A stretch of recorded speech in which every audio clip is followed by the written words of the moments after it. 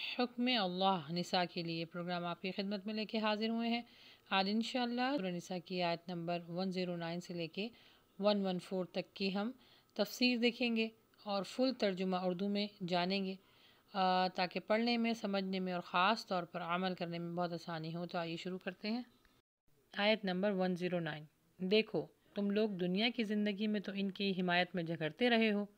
مگر قیامت کے دن ان کی حمایت میں اللہ سے کون جھگڑے گا یا کون ان کا وکیل ہوگا؟ اس آیت کی تفسیر کچھ اس طرح ہے کہ زندگی میں تو ایک دوسرے کی حمایت میں جھوٹ اور سچ اور رشوت دھوکہ دہی سے کام لوگ لے لیتے ہیں، لیکن قیامت کے دن تو اللہ سبحانہ و تعالیٰ کے سامنے ہر چیز شفاف طریقے سے پیش کی جائے گی۔ کوئی رشتہ ایک دوسرے کو نہیں پہچانے گا، نہ باپ بیٹے کو، نہ بیٹا باپ کو، نہ ماں بیٹی کو، ہر کسی کو اپنے اعمال اور نام اعمال کی فکر ہوگی۔ دنیا میں تو لوگوں کا کام یہ ہے نا کہ اگر کسی سے کوئی غلطی ہو جائے تو اس کو سفارش کر کے یا اس کو پیسے دے کے یا اس طرح کی رشوت دے کے اس سے کام کروا لیا جا سکتا ہے، یا اس کی حمایت میں اگر وہ جھوٹ بھی بول رہا ہو تو اس کی حمایت میں جھگڑا کر کے اور معاملے کو بگاڑ کے، فساد کر کے، دباؤ ڈال کے اپنے مطلب کا کام انسان نکلوا لیتا ہے۔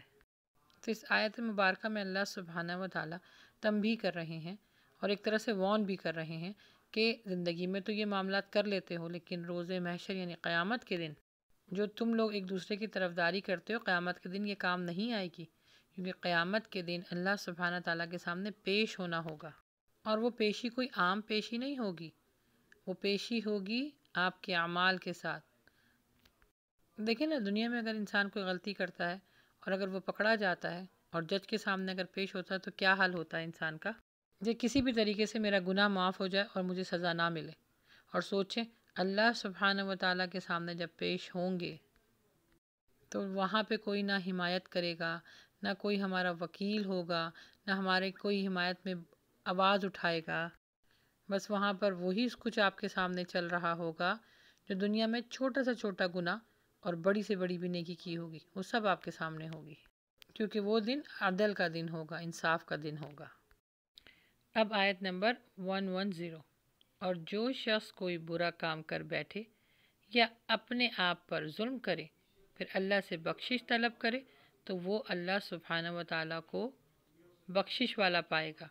کیونکہ وہ رحم کرنے والا ہے۔ اچھا، اس آیت میں پچھلے والی آیت کے لیے ایک کام ہے کہ جب آپ اللہ سبحانہ تعالیٰ کے سامنے پیش ہوں گے پھر تو آپ کچھ نہیں کر سکتے نا،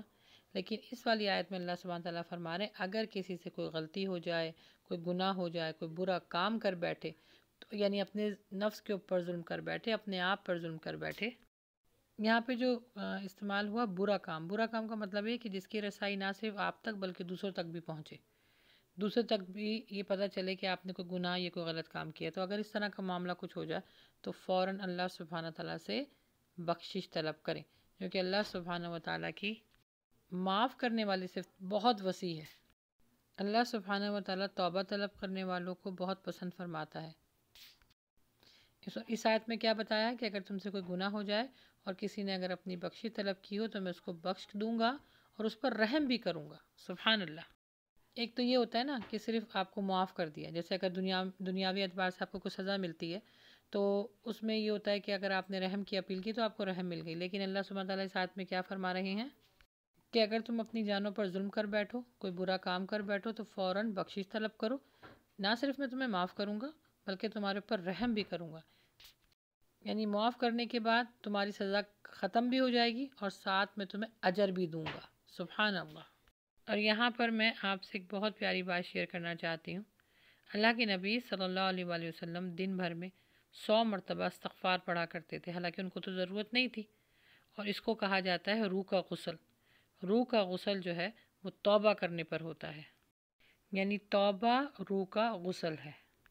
تو دن بھر میں استغفار 100 مرتبہ ضرور پڑھیں۔ آیت نمبر 111۔ اور جو شخص کوئی گناہ کا کام کرتا ہے تو اس کا وبال اسی پر ہوتا ہے، اور اللہ سب جاننے والا، حکمت والا ہے۔ اس کی تفسیر کچھ اس طرح ہے کہ جس نے گناہ کیا ہے تو اس کا گناہ اسی کو ملے گا، ایسا نہیں ہے کہ اگر میں نے گناہ کیا اور اللہ نہ کرے کسی دوسرے کو اس کی سزا ملی۔ اللہ سبحانہ تعالیٰ گناہ کے معاملے میں بھی بہت انصاف پسند ہے کہ اگر کوئی شخص گناہ کرتا ہے تو اس کی سزا اسی کو ملے گی۔ اس دنیا میں بھی اور آخرت میں بھی۔ ہاں، ماں باپ کے اوپر ہے کہ اگر ماں باپ اپنے بچوں کی تربیت صحیح نہیں کرتے تو ایسا نہیں ہے کہ ان کو سزا ملے گی، ہاں ان کے لیے سب کچھ آزمائی ضرور ہوگی۔ اگر انہوں نے اپنے بچوں کی تربیت دینی اعتبار سے نہیں کی تو اس کا ان کو گناہ بھی ہے اور ان کے اوپر آزمائش بھی ہے، کیونکہ حدیث میں ہے کہ اللہ کے نبی صلی اللہ علیہ وآلہ وسلم نے فرمایا کہ ایک باپ اپنی اولاد کو اچھی تعلیم و تربیت دے، یہ اس کے فرائض میں شامل ہے، تو اس کا گناہ ہو سکتا ہے، لیکن ہاں جو شخص خود گناہ کرتا ہے اس کی سزا بھی وہ خود ہی پائے گا۔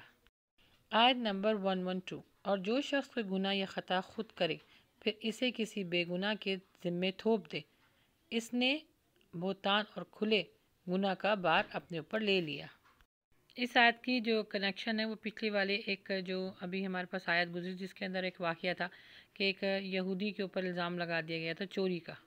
تو وہاں سے اس بات کا ربط چلتا چلا آ رہا ہے، تعلق چل رہا ہے کہ اللہ سبحانہ تعالیٰ فرما رہے ہیں جو شخص خود خطا کرے گا، یعنی خود سے مراد یہ کہ جان بوجھ کے کرے گا یا اس سے کوئی خطا سرزد ہو جائے، تو ایسا نہیں ہے کہ اگر آپ سے کچھ اس طرح کے معاملات ہو گئے یا آپ نے جان بوجھ کے کیا یا بھول میں کیا، اپنا الزام دوسروں پہ لگا دیا، تو اس میں اس شخص نے کیا کیا تھا کہ چوری کا الزام غلے کا یہودی کے اوپر لگا دیا، تو اللہ سبحانہ تعالیٰ یہاں پہ تنبیہ فرما رہے ہیں جس شخص سے گناہ کسی بھی طریقے سے ہوا ہے اپنے گناہ کا سزا خود ہی بھگتیں گے، اس دنیا میں بھی اور آخرت میں بھی، لیکن ایسا نہیں ہوگا کہ گناہ آپ نے کیا، چوری آپ نے کی، الزام دوسرے پہ لگا دیا۔ اس میں یہ ہے کہ جان بوجھ کے اگر گناہ ہوا ہو یا غلطی ہوئی ہو یا پھر آپ کا ارادہ نہیں تھا پھر بھی کوئی غلطی ہو گئی تو الزام کسی اور پہ نہیں لگانا، آپ کا گناہ آپ کی سزا۔ اور اگر یہ معاملہ ہو جائے گناہ غلطی تو اس کے لیے فوراً اللہ سبحانہ تعالیٰ نے کیا فرمایا پہلی والی آیت میں کہ فوراً بخشش طلب کرو، توبہ طلب کرو۔ ہمارے گھروں کے جو گھریلو ماحول ہے اس میں یہ بہت ہوتا ہے، دیورانی جیٹھانی کے اوپر اگر کوئی معاملہ ہو تو کوئی ایک دوسرے کے اوپر الزام لگا دیتا ہے، نند بھاوج ایک دوسرے کے اوپر الزام لگا دیتی ہے، ساس لگا دیتی ہے، میاں بیوی لگا دیتے ہیں ایک دوسرے کے اوپر الزام کہ نہیں میں نے نہیں، اس نے کیا تھا، میری وجہ سے نہیں ہوا، ہر کوئی اپنے آپ کو بچانا چاہتا ہے نا، لیکن اللہ سبحانہ تعالیٰ تو سب دیکھ رہا ہے اور فرشتے لکھ رہے ہیں، اور یہ سب کچھ ہمارے سامنے پیش ہوگا روز محشر، جس وقت ہم کچھ کر نہیں پائیں گے سوائے پچھتاوے کے۔ آیت نمبر 113، اور اگر اللہ کا فضل اور اس کی رحمت آپ کے شامل حال نہ ہوتی تو ایک گروہ نے ارادہ کر لیا تھا کہ آپ کو بہکا دے، حالانکہ وہ اپنے آپ ہی کو بہکا رہے ہیں اور وہ آپ کا کچھ بھی بگاڑ نہیں سکتے، کیونکہ اللہ نے آپ صلی اللہ علیہ وآلہ وسلم پر کتاب اور حکمت نازل کی اور آپ کو وہ کچھ سکھلا دیا ہے جو آپ نہیں جانتے تھے،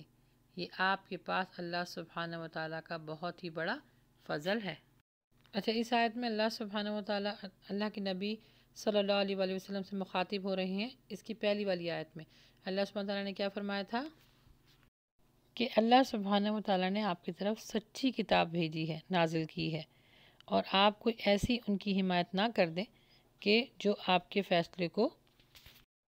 شک میں ڈال دیں، آیت نمبر 107 میں، اور نہ ہی آپ کو ان لوگوں کی حمایت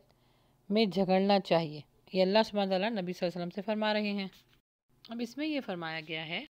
یعنی وہ غلط کر کے آپ کو غلط فہمی میں مبتلا کرنے میں کامیاب ہو جاتے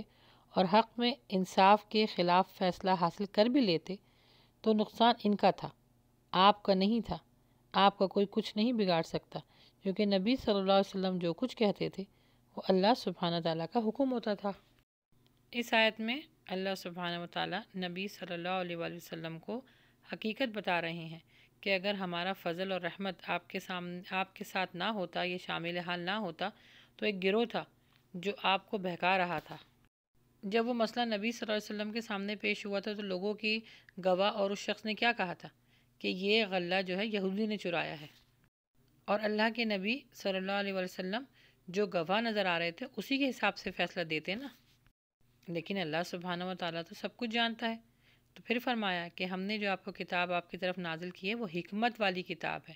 اور آپ کے پاس جو کچھ دیا ہے وہ آپ کو سکھا کے دیا ہے، اور یہ اللہ سبحانہ تعالیٰ کا بہت بڑا فضل ہے۔ تو سوچیں ہمارے پاس بھی تو وہی کتاب ہے نا، ہمیں بھی تو اپنے زندگی کے سارے فیصلے اسی کتاب کے تحت لینے چاہیے۔ کتاب کو ہم نے بند کر کے رکھ دیا ہے کہ یہ ہم رمضان میں کھولیں گے اور ثواب حاصل کر لیں گے، یاد رکھیں اللہ سبحانہ و تعالیٰ نے قرآن زندہ لوگوں کی ہدایت کے لیے بھیجا ہے۔ آیت نمبر 114، ان کے اکثر مشوروں میں بھی خیر نہیں ہوتی الا کہ کوئی شخص خفیہ طور پر لوگوں کو صدقہ دینے یا بھلے کام کرنے یا لوگوں کے درمیان صلح کرنے کا حکم دے، اور جو شخص ایسا کام اللہ کی رضائی کے لیے کرتا ہے تو اسے بہت بڑا اجر عطا ہوگا۔ اس آیت کی تفسیر کچھ اس طرح ہے کہ اس میں کہا ہے کہ اکثر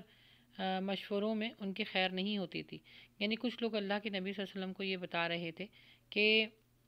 وہ جو چوری ہوئی ہے وہ یہودی نے کی ہے، لیکن اللہ سبحانہ و تعالیٰ تو اپنے بندوں میں انصاف کرتا ہے نا، چاہے اس کو کوئی ایک مانے یا نہ مانے۔ اللہ سبحانہ و تعالیٰ نے اپنی مخلوق کے درمیان صرف اور صرف انصاف ہی کرنا ہے۔ تو جس شخص نے چوری کی تھی اللہ سبحانہ تعالیٰ نے اس کے راز کو فاش کر دیا اور نبی صلی اللہ علیہ وآلہ وسلم سے حق پر فیصلہ کروایا۔ تو جو لوگ صدقہ کرتے ہیں، بھلے کا کام کرتے ہیں، دونوں لوگوں کے بیچ میں صلح کرواتے ہیں اللہ سبحانہ تعالیٰ کی رضا کے لیے، تو اللہ سبحانہ تعالیٰ نے ان کے لیے بہترین اجر تیار کر رکھا ہے۔